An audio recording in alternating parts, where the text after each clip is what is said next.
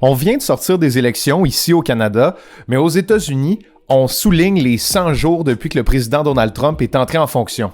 Après 100 jours, aussi bien dire qu'il a laissé sa marque, voici 3 statistiques qui ont marqué le début de sa présidence. Pour commencer, Donald Trump est le président avec le taux d'approbation le plus bas après 100 jours depuis Dwight Eisenhower, qui était président dans les années 50.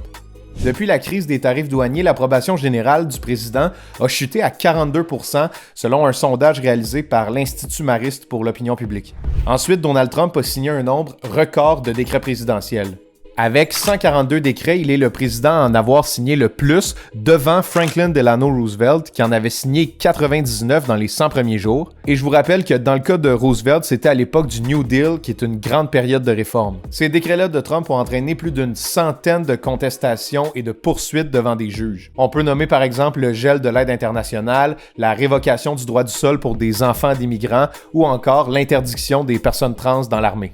Et troisièmement, même si Trump signe beaucoup de décrets, au Congrès, on vote pas beaucoup de lois.